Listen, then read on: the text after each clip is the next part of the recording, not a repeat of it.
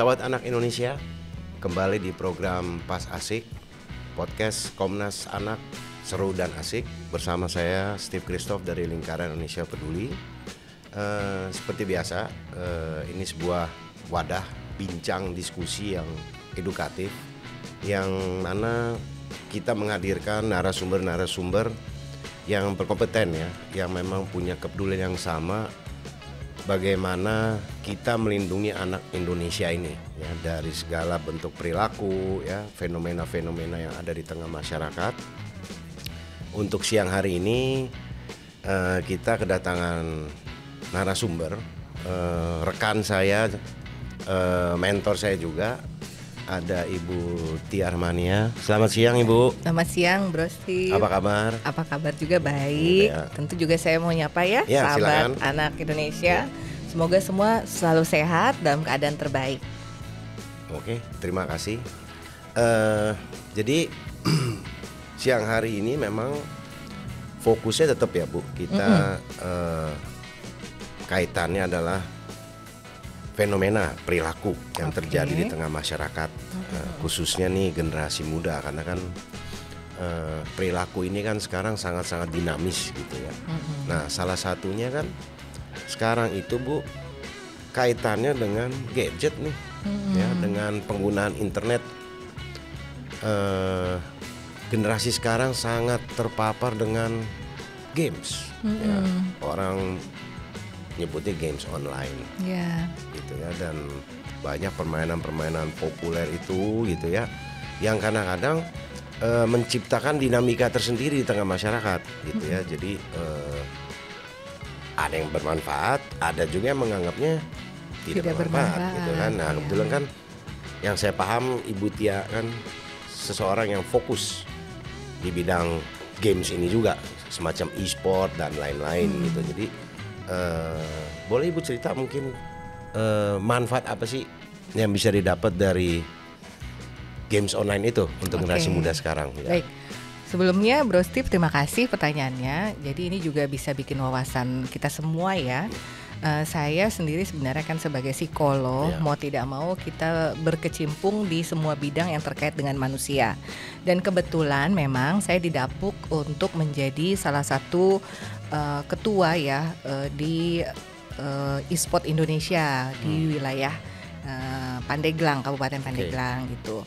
Nah, e-sport games online ini sendiri memang adalah permainan yang terkait dengan kegiatan elektronik atau hal yang terhubung dengan internet atau elektronik, di mana kita semua tahu bahwa nggak bisa kita sekarang abaikan gadget yang mudah diakses, didapat dengan harga murah, kemudian sinyal ataupun wifi yang juga mudah diakses, disediakan bahkan di ruang publik, menjadikan games online itu juga mudah untuk dimainkan, gitu. Nah, kemudian bicara fenomena bahwa games online itu juga masuk ke dalam berbagai kategori yang bisa dirasakan dampaknya positif dan negatif, yes. Karena sekarang juga bicara games online secara khusus e-sport misalnya, cabang olahraga Bu ya, sudah menjadi cabang olahraga. Sudah ada rumahnya di KONI gitu ya, Komite Olahraga Nasional Indonesia. Berarti kan sudah mendapatkan pengakuan. Dan kemarin juga sudah membanggakan Indonesia dengan menjadi juara umum di SEA Games di tahun 2023, di mana kita menjadi juara umumnya terkait dengan olahraga e-sport itu sendiri. Nah, berarti kan sangat membanggakan, mengharumkan nama Indonesia juga. Dan pengakuan e-sport sebagai olahraga yang bisa dikompetisikan secara internasional ada eksis kan begitu.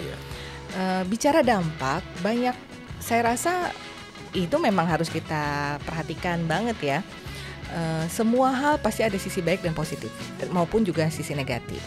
Kalau bicara sisi negatifnya dulu, maka memang banyak yang berpikir bahwa games online ini kok deket ya sama judi online misalnya begitu, iya kan? Nah, itu Presiden pun komplain sekarang nih judi online. Tapi saya setuju tuh, lebih baik kita harus berantas judi online gitu. Tapi apakah itu adalah e-sport? Itu tidak sama sekali, karena e-sport itu dorongannya adalah prestasi, gitu. Nah, kemudian bicara negatif yang lain yang mungkin terdengar, misalnya ada anak yang menghabiskan waktunya untuk bermain di gadgetnya gitu ya. Kita juga dengar hal tersebut. Bahkan melupakan makan, minum, kesehatan fisiknya. Kita juga dengar komplain itu dari orang tua. Kemudian juga penurunan prestasi belajar di sekolah yang kemudian tentu berdampak nantinya dengan masa depan. Bahkan ada yang sampai putus sekolah dan sebagainya gitu. Itu dampak-dampak yang perlu kita jangan sampai terjadi pada anak-anak kita. Tapi kalau kita biarkan juga itu berbahaya. Tapi mari, ada juga loh dampak positifnya, yang mana itu juga perlu menjadi upaya kita untuk itulah yang harusnya didorong atau distimulasi nih, hadir pada anak-anak yang kemudian bisa menjadikan perhatian dari orang tua. Pertama, sesungguhnya kalau kita bicara games online yang dijadikan cabang olahraga prestasi, di situ ada kompetisi. Artinya apa? Seorang anak akan atau individu yang mengikuti kegiatan tersebut terstimulasi dan terbangun jiwa kompetitifnya gitu. Di masa sekarang ini kan butuh orang-orang yang punya keberanian, kompetisi, kemudian leadership. Itu terbangun di situ. Termasuk sebenarnya komunikasi. Karena seringkali games online yang dijadikan kompetisi itu membutuhkan komunikasi itu antar tim, antar anggota dalam tim. Karena kalau tidak ada komunikasinya, maka yang terjadi bubar tuh. Strateginya tidak tersampaikan dengan baik antara leader dengan anggota tim. Ada leadership yang kemudian juga terbangun, termasuk juga kepercayaan, trust antar anggota gitu. Saya seringkali menemukan teman-teman muda itu, sahabat-sahabat muda yang bermain di kompetisi e-sport ini, di mana mereka membangun timnya itu butuh waktu, harus terbangun chemistry-nya, trust-nya juga terbangun gitu. Dan berarti kan mereka terlatih skill-nya tuh untuk bisa membangun soft skill tersebut begitu. Nah, lalu yang lain lagi adalah tentu prestasi. Gitu. Prestasi membawa apa? Membawa confidence, kepercayaan diri. Itu adalah hal yang kemudian juga berharga, karena seorang yang percaya diri itu kelak nanti akan bisa menampilkan semua potensi dia dengan lebih baik lagi, diterima di masyarakat gitu. Saya juga kalau boleh saya cerita nih pengalaman ketika membangun menggawangi e-sport di salah satu wilayah di Banten. Ada seorang anak yang sesungguhnya dia memang memiliki talenta di kegiatan e-sport ini gitu. Kita menemukannya pada saat itu memang dia dicap nakal oleh pihak sekolah gitu ya. Tapi ketika kemudian kita ajak untuk ikut aktif dalam kegiatan kompetisi, bahkan bisa membawa nama baik daerahnya, dia mendapatkan pujian dari sekolahnya, kemudian mendapatkan juga penghargaan, terbangun jiwa confidence-nya, dan yang tadinya dia malas-malasan sekolah malah semakin semangat gitu. Karena apa? Karena dia tahu bahwa giat dia saat ini dalam konteks e-sport ternyata diapresiasi oleh lingkungannya dan bahkan bisa membawa kebanggaan untuk sekolah maupun wilayah. Nah, itu hal-hal positif sesungguhnya. Hal yang lain lagi sekarang itu trennya adalah dunia usaha kreatif gitu. E-sport sebenarnya bisa menjadi satu ladang bisnis juga. Betul. Menarik ya. Karena mereka ketika kita mengkreasikan atau membuat suatu kompetisi e-sport, di dalamnya tuh banyak pihak loh yang terlibat. Mulai dari event organizer, tempat di mana kegiatan itu berlangsung. Seringkali kegiatan e-sport competition itu dilakukan di kafe-kafe. Nah, itu income tuh buat kafe di mana kegiatan kompetisi itu berlangsung. IO yang mengadakannya juga mendapatkan income. Manajer yang memanage anggota tim yang bertanding juga mendapatkan income ketika misalnya timnya bertanding dan mendapatkan reward dari hasil kompetisinya gitu. Jadi sebenarnya secara langsung atau tidak langsung ada nih bisnis yang berputar di sini gitu. Pemberdayaan juga jadinya, ekonomi gitu. Kreatif gitu ya. Betul gitu. Dan memang kita juga sebagai satu organisasi olahraga yang berkecimpung di dunia ini harus sangat memperhatikan terkait stimulasi atau pengembangan SDM-nya gitu. Betul. Misalnya mereka ketika berkompetisi maka harus memperhatikan attitude misalnya. Tidak boleh mengeluarkan hate speech gitu.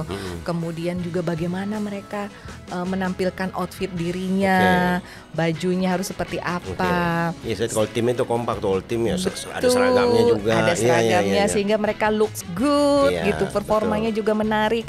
Bagaimana mereka tampil di media, public speakingnya juga ditata gitu. Betul. Dan kalau ada anggota tim yang attitude-nya tidak berkenan oleh anggota tim yang lain, bisa sekali potensi untuk dikeluarkan gitu.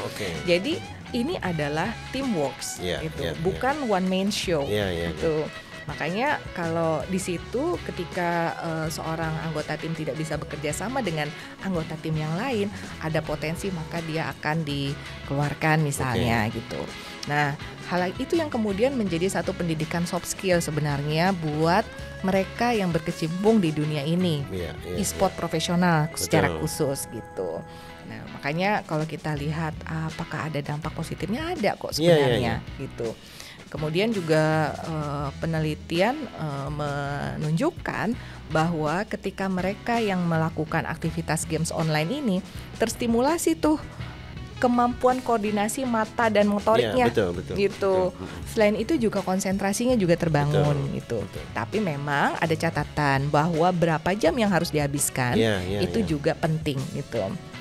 Saya ingat kalau di Cina dan di Korea itu kan kita kan belajar dari negara lain boleh dong. Kita perlu belajar juga dari mereka, maksudnya sampai ada Cinderella law itu kan, maksudnya sehari itu anak cuma boleh 1,5 jam, itu pun dari jam 12 malam sampai jam 6 pagi tidak boleh menggunakan gadget gitu ya kan, banyak lah. Apalagi kalau kita lihat di Korea ini kan sudah dijadikan profesi juga gitu kan, jadi memang manfaatnya luar biasa.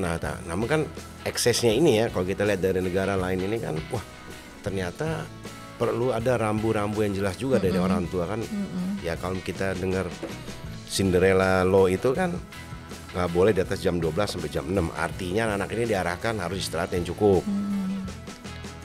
Sehari hanya boleh main 1,5 jam, weekend 3 jam kalau nggak salah begitu kan. Nah ini kan kadang-kadang ini yang luput dari pola asuh keluarga di Indonesia nih gitu ya. Apalagi terutama misalnya dia berprestasi, karena orang tua cenderung ya sudah, ya biarin aja dia senang, dia juara, apalagi dapat uang dan lain sebagainya gitu kan. Nah ini sih yang saya kadang-kadang lihat, rambu-rambu ini yang masih kurang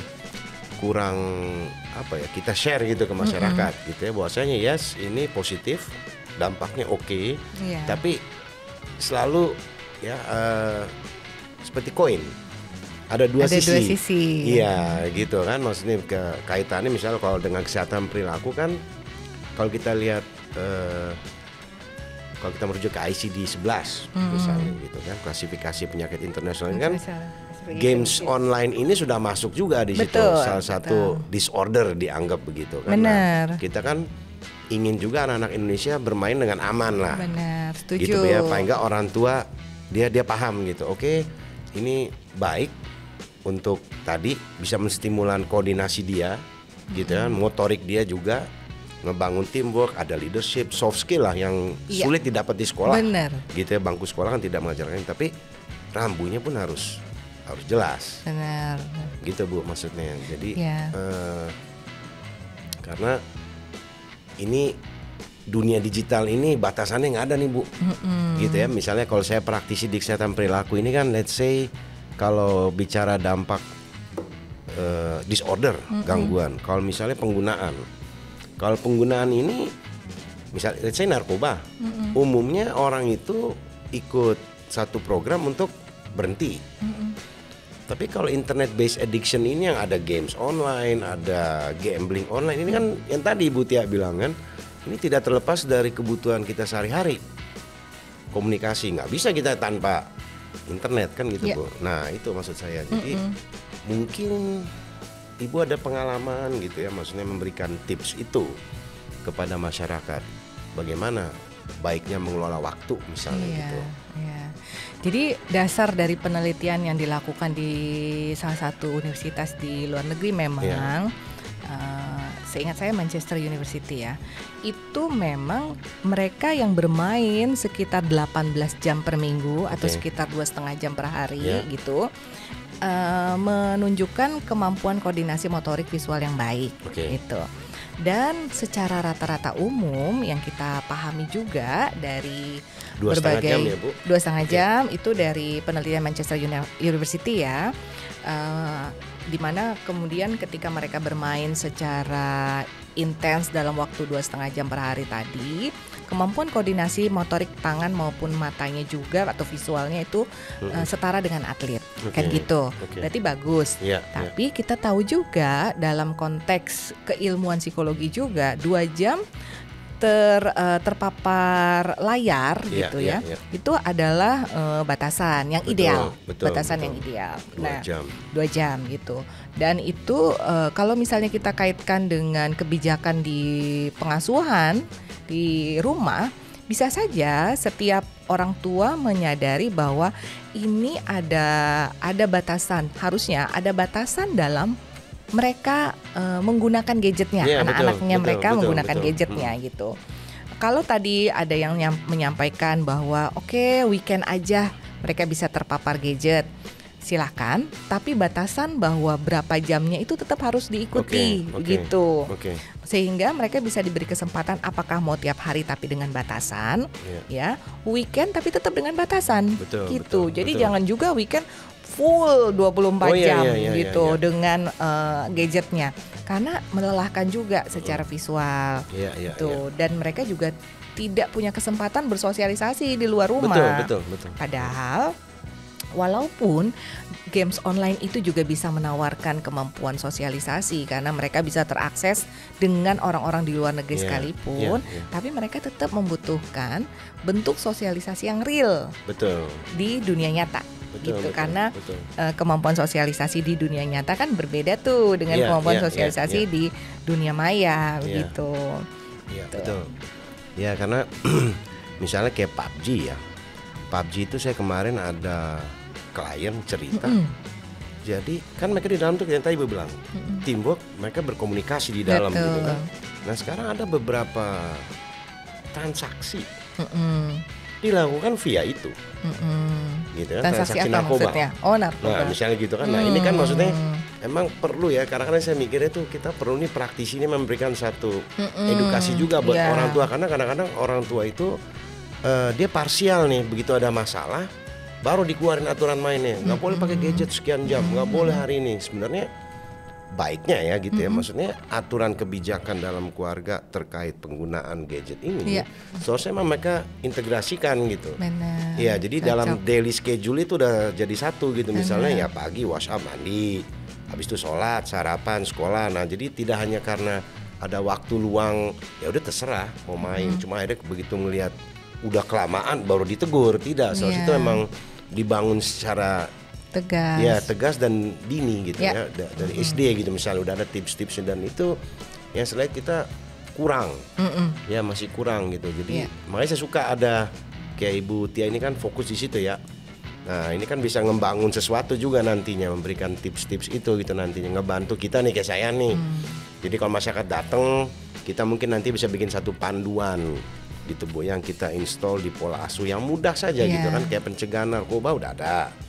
Nah misalnya kayak games online ini juga nantinya ada, karena ini satu fenomena yang saya setuju sama Ibu tadi, ini nggak bisa ditahan gitu. Kalau narkoba bisa kita tahan, maksudnya kita bantu orang untuk berhenti, tidak menggunakan, abstinen sifatnya. Kalau abstinen internet ini kan nggak mungkin tugas aja pakai internet, kirim uang pakai internet, komunikasi keluarga pakai internet gitu kan susah nih kalau udah bicara perilaku manusia nih, kesehatan perilaku. Internet based addiction ini dari pornografi, dari gambling, dari gaming, terus gitu kan ya Bu ya.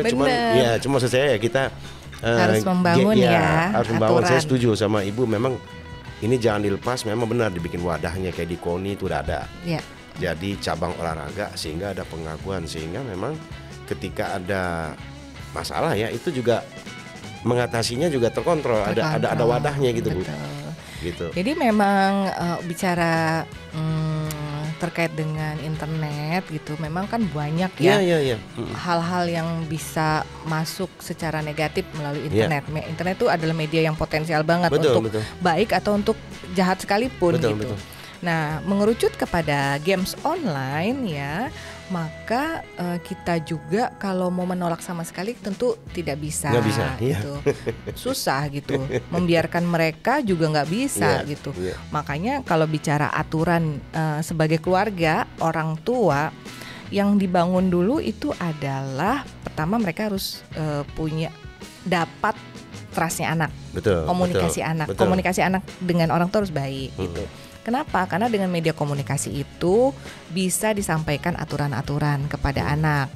Nah kan, dengan tegas juga, tapi tidak kemudian membuat anak merasa jauh dari orang tua dan orang tuanya sebagai hakim saja dan polisi saja gitu, tidak gitu.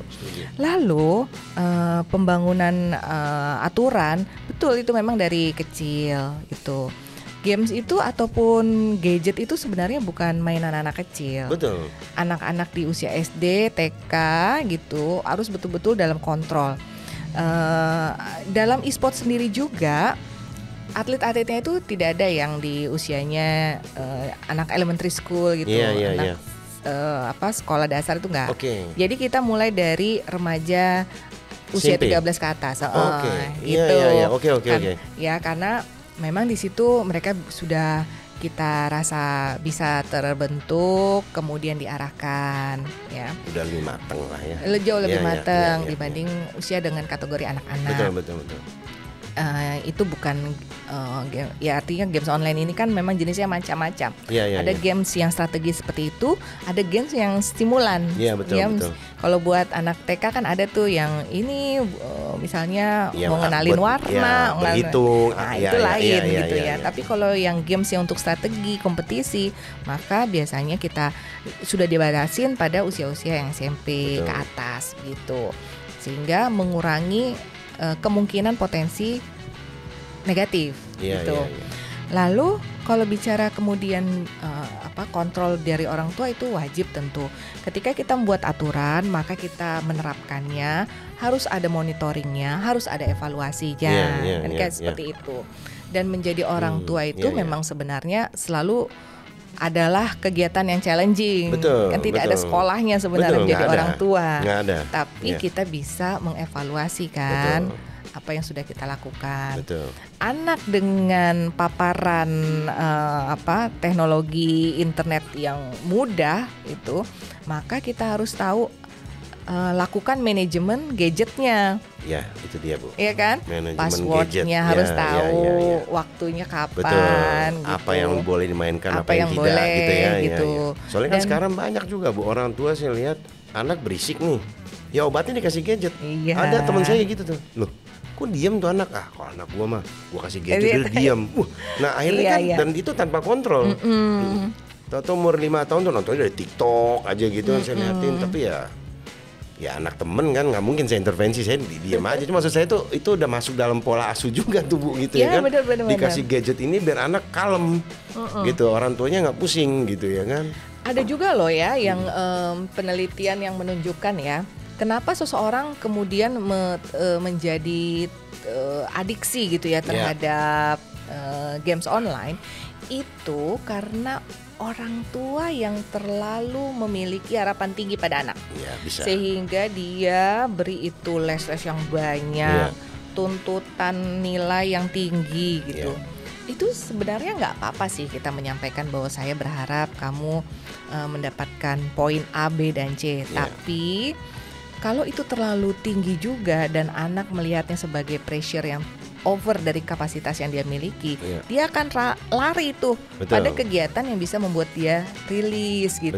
Betul. Salah satunya adalah games online gitu kan. Mood changer lah jadinya ya. Dia suntuk sampai rumah dia refresh, dia main lah kan gitu kita ya. Tahu juga bahwa games online ini juga memang bisa saking excitednya dengan kegiatan tersebut, mengeluarkanlah dopamin itu ya di otak, gimana itu sensasi senangnya dapet, konsentrasinya juga dapet gitu. Tapi dopaminnya dapet, serotoninnya juga ikut berubah, feeling good jadinya, merasakan lebih baik gitu. Ya udah kalau gitu saya stres, saya ke situ tuh ke games online. Makanya gitu. Sekarang kalau keluarga nih, kalau internet mati kusut gitu ya, kusut, gitu kan. Si bapaknya gambling online, anaknya games online. Waduh, si anak itu ceweknya contoh yang jelek banget kan itu. Internet nih ceritanya. Si anak gadisnya media sosial, ya kan. Si emaknya Tokped, shopping gitu ya. Iya. Boncos ini fenomena nih ya, maksudnya memang sekarang perilaku masyarakat itu dengan internet, saya setuju tadi Ibu Tia garis bawah, emang sulit untuk dipisahkan, bahkan mustahil ya. Internetnya udah nggak mungkin. Kebutuhan kita pada internet jadi memang kita butuh itu satu edukasi yang bisa jadi breakthrough baru, ya compact edukasinya gitu ya, sehingga keluarga-keluarga baru terutama gitu Bu ya, dia memang udah aware dengan itu, baru punya anak, masih batita, dia udah masih toddler, anaknya dia udah mulai nih aware dengan gadget gitu kan. Karena kadang-kadang kan juga terjadi anak dilarang gadget, menggunakan gadget, sementara orang tuanya ketika memberikan perintah masih megang gadget juga. Dia juga sambil main gadget. Jangan main game, bapaknya tetap main game atau apalah gitu ya kan. Mudah-mudahan dengan edukasi yang terus kencang ya, karena bagaimanapun sosialisasi edukasi terkait bagaimana kita memanage gadget gitu dalam penggunaan sehari-hari itu bisa membangun awareness kepada orang tua atau keluarga-keluarga muda, keluarga-keluarga baru gitu ya. Karena lepas sama sekali dari internet itu sama sekali nggak mungkin. Betul. Tapi kita juga tetap harus mengantisipasi dengan sosialisasi dan edukasi. Betul. Adanya potensi masalah-masalah seperti misalnya games adiksi games ya, yang memang di Amerika sendiri kan sudah masuk ke ICD ya, ke dalam kategori masalah ya, gangguan mental katanya. Itu menjadikan awareness kita bahwa ini potensi masalah besar, tapi semua juga bisa jadi masalah kalau tidak ada kontrol. Itu dia, gitu. Kita berolahraga saja, kalau terlalu over nih olahraganya, otot bisa jadi luka, ya kan? Atau jantung. Masalah dengan jantung, ya kan? Itu juga fakta kan. Artinya gitu. Semua butuh kontrol, semua butuh manage gitu. Dan bagaimana kita tahu mengontrol edukasi ini, sosialisasi ini. Seperti itu sih menurut saya. Soalnya kan kalau di Korea aja tuh mereka per tahun itu pemerintah mensupport gitu ya, mereka membuat recovery camp tuh 2-4 minggu detox digital ini untuk anak-anak di sana. Nah, saya kira kita juga udah perlu punya program seperti itu, karena kan akhirnya yang kita lihat di berita ini kan udah keburu disordernya udah terlalu parah. Orang tua yang nggak tahu akhirnya masukin di rumah sakit jiwa ada dan lain-lain kan gitu ya. Sebenarnya adanya program penyangga itu juga perlu Bu kita dorong selain edukasi yang masif ya, karena ini kan bisa jadi masalah. Benar. Gitu ya, jadi masalah besar gitu, semua terkoneksi dengan internet. Nah, kecenderungan kayak kemarin ada berita anak-anak muda sekarang cenderung kok banyak suka menggunakan pinjol misalnya begitu kan. Itu kan tidak terlepas karena saya sih nggak suka game ya, mungkin karena umurnya nggak ketemu mungkin ya. Cuma teman saya ada karena suka keluar sama iklannya. Jadi sama main game keluar iklannya ya, pinjam ini gitu ya kan, tawaran ini. Nah ini kan juga satu pintu masuk, akhirnya menambah masalah baru. Iya, masalah baru. Betul. Gitu. Jadi dari pinjol dari games itu juga macam-macam gitu. Dari internet muncul banyak masalah. Gitu. Dari games bisa juga menimbulkan masalah. Walaupun tapi potensinya ada hal yang baik juga. Bagus gitu. ya. Saya kayak Korea itu, kenapa saya rujuk Korea, karena kan mereka cukup kuat infrastrukturnya di situ ya. Internet bandwidth-nya juga paling kuat mereka di seluruh dunia. Maksudnya diakui sebagai profesi gitu loh Bu. Betul. Artinya kan memang manfaatnya ada ketika memang bisa dikelola dengan efektif. Dengan baik juga. Iya gitu.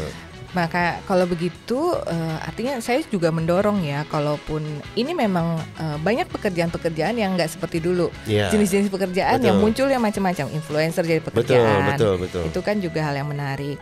Gamers itu kemudian jadi profesional, jadi profesi dan mereka profesional juga. Ada klub yang secara profesional memanagenya dan itu juga menjadi income besar juga, Betul, pemasukan betul. besar juga begitu buat kita. Bahkan kemudian ya sekarang kan lagi ngatur bagaimana negara juga bisa mendapatkan income terkait hal tersebut. Betul. Tapi artinya ke depan ini bisa jadi potensi bisnis. Ya. Nah sekarang yang perlu digencarkan, saya rasa memang semua lini itu harus bareng-bareng kita untuk bersinergi supaya minim efek negatifnya gitu. Yang bisa kita tekan yang di bidang kesehatan membantu, kesehatan mental membantu, tadi mungkin ada recovery camp sebagai usaha tindakan rehabilitatifnya, mungkin preventifnya dari dunia pendidikan juga dilibatkan kayak gitu. Dunia kita organisasi, lembaga swadaya masyarakat mungkin juga concern terkait hal ini digencarkan. Kayaknya memang perlu ya dari semua sisi juga. Dibangun gitu. kemitraannya gitu. Bener, akademik dengan penelitiannya harus. ya kan. Akademis gitu. Harus. Panduan kita dari mana kalau nggak ada? Kalau cuma berdasarkan pengalaman sih ya oke lah. Tapi kan kalau akademis ini kan evidence based ini kan ada yang diteliti, gitu kan? Nah, rujukan kita juga ada. Ada bukti-bukti empiriknya ya. Iya, gitu Bu. Iya, karena kemarin juga ada saya ngisi kegiatan satu sekolah, cerita lah nih. Cuma kan kita lebih kepada adiksi penggunaan zat kan. Nah, dalam diskusi anak-anak itu ngomong, iya Pak, kayak sekarang kita masalah gadget, games, bahaya gaming. Di rumah kita sama orang tua, jadi orang tua serba salah juga. Nggak boleh pakai gadget jam sekian. Pak, ini kita dari sekolah, tugasnya dikirim yang jam segitu. Jadi ini kan benar kata Ibu tadi, emang dunia pendidikan harus dilibatkan nih, dibahas gitu ya kan. Jadi dia udah punya kehidupan sosial yang sangat attached dengan internet, media sosial, game dan lain-lain. Urusan sekolah pun via internet juga. So how come addiction itu tidak terjadi, disorder itu kan jadi tinggi resikonya, gitu loh Bu. Nah, saya setuju, Ibu bilang gitu tadi, harus ada kolaborasi bersama upaya kerjasama yang intens, yang masif gitu ya. Kalau emang kita menjadikan ini satu prioritas, gitu ya, karena akan membuang-buang sumber daya juga ketika sekian banyak generasi muda kita nih, aset kita untuk menciptakan generasi emas 2045 ini. Oke lah, tidak adiksi narkoba, tapi adiksinya internet disorder kan. Iya, kan behaviornya sama ya.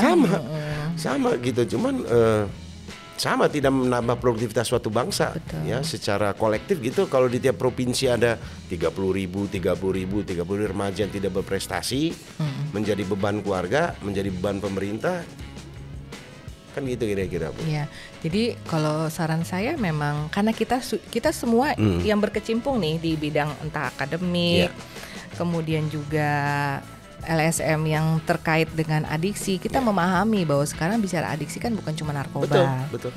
Sehingga harusnya kalau kita mau memperbaharui dan mau berpikir out of the box gitu, maka badan itu udah harus lebih besar lagi, bukan cuma badan narkoba, tapi badan adiksi, anti adiksi gitu. Sehingga bisa tuh di dalamnya perilaku-perilaku yang mirip dengan adiksi yang dikaitkan dengan narkoba menjadi bagian yang jadi concern oleh pemerintah sekalipun gitu. Iya, setuju. Jadi badan kesehatan perilaku ngatasin adiksi. Adiksi ada dua, adiksi perilaku sama adiksi zat kan gitu ya kira-kira Bu ya. Karena itu kan setuju ya. Semua yang bisa mempengaruhi kualitas sumber daya manusia. Betul. Mengingat target Indonesia Emas 2045 kita yang sudah di depan mata nih, kita bakal ketemu dengan bonus demografi. Kemudian juga masalah-masalah yang numpuk, mulai dari masalah pendidikan, kesehatan, pekerjaan gitu. Betul. Oke, baik. Kalau boleh Bu, untuk penutup nih, gitu ya. Mungkin Ibu bisa punya trik yang mungkin Ibu jalanin sendiri di rumah mungkin atau dilakukan Ibu, atau tips gitu ya, yang bisa kita share ke sahabat anak Indonesia ya, paling tidak meminimize ya dampak-dampak dari khususnya gaming disorder tadi yang kita bahas. Ya mungkin nggak ada Ibu yang bisa Ibu sampaikan. Kalau kita bicara tentang adiksi games online, yang mana itu terkait dengan perilaku seseorang yang di mana orang tersebut berusaha terus untuk mencari kesenangannya melalui permainan games online sehingga mengganggu fungsi-fungsi, baik itu fungsi personalnya, fungsi sosialnya, pendidikan maupun pekerjaan dan lain-lain, maka kita perlu juga untuk berupaya supaya hal tersebut tidak terjadi pada kita, orang yang di dekat kita, orang yang kita sayangin. Salah satu yang bisa kita lakukan apabila kita adalah orang tua ataupun sahabat dari orang yang kita kasihi, maka yang pertama mari coba berusaha untuk attention switching gitu, mengalihkan perhatian orang tersebut dari games online misalnya. Aktivitas-aktivitas fisik, aktivitas-aktivitas menarik yang mana itu kemudian bisa membuat mereka teralihkan, itu bisa didorong untuk ditampilkan oleh si individu tersebut. Kemudian bagi individu-individu yang memang secara kognitif mampu untuk dilakukan diskusi di dalamnya, biasanya remaja, orang dewasa, maka tidak ada salahnya kita melakukan diskusi. Dengan apa? Dengan memaparkan apa saja sih hal-hal yang menjadi efek negatif dari yang dia tampilkan selama ini yang mungkin tidak dia pahami gitu. Entah orang tuanya yang kemudian jauh dari dia, entah misalnya pekerjaan yang terganggu, prestasi belajar yang menurun dan sebagainya. Diharapkan dengan diskusi tersebut dia mendapatkan insight, informasi dari terkait dampak yang sudah dia alami sesungguhnya maupun dirasakan oleh orang-orang yang ada di sekitarnya. Kemudian kita juga berharap bisa memberikan edukasi pada orang tersebut. Penambahan informasi ke dalam kognitifnya diharapkan juga bisa membangun dan merubah perilaku gitu. Ya, karena dia juga tahu bahwa kalau saya ingin menjadi seseorang yang lebih baik, maka ada hal lain yang bisa dilakukan dan mana itu salah satunya harus merubah kebiasaan atau konteks adiksi yang dia alami, adiksi online-nya. Yang berikutnya adalah pengasuhan. Pola asuh ya. Pola asuh. Kita tahu bahwa banyak anak yang mengalihkan stres yang dia alami karena tekanan yang tinggi dari orang tua ataupun harapan-harapan tinggi dari orang tua ke games online. Berarti apa? Berarti seorang orang tua perlu merubah pola asuh yang dia lakukan selama ini. Kalau memang dirasakan selama ini orang tua terlalu kaku dalam pemberian pengasuhan, maka ayo dialihkan dengan komunikasi yang lebih baik, kehangatan yang lebih banyak, dan aktivitas bersama yang kemudian juga bisa membuat konektivitas emosional dari orang tua sama anak-anaknya. Iya, yang lainnya adalah kita perlu membatasi waktu akses anak dengan internet gitu. Kalaupun memang ada sumber-sumber informasi pendidikan yang harus diakses dengan internet, maka tidak ada salahnya orang tua juga ada di situ menyertai, mengetahui waktu di mana anak tersebut mengaksesnya gitu. Dan idealnya waktu memang 2,5 jam per harinya gitu. Walaupun Anda memperkenankan anak Anda weekend untuk mengakses internet, tetap harus ada pembatasan waktu. Gitu. Baik. Terima kasih Bu Tia untuk waktunya, sudah berbagi edukasi. Semoga bermanfaat untuk keluarga-keluarga dan sahabat anak Indonesia. Karena bagaimanapun juga games online ini udah jadi satu fenomena tersendiri ya. Walaupun ada pro kontra ya, tetap Bu ya, ada yang menganggap ini bermanfaat, ada yang menganggap ini dampaknya juga sangat luar biasa. Nah, harapannya dengan podcast ini ya, selain kita memberikan edukasi juga mungkin ya bisa menstimulan lah kepedulian ya siapapun yang mendengarkan kita nih. Ya, pemerintah, pemangku kepentingan ya, untuk keluarga, ayo kita bersatu padu untuk ya lebih lagi berupaya menjamin anak Indonesia untuk lebih terjaga. Demikian dari saya. Terima kasih. Sampai jumpa. Sampai jumpa.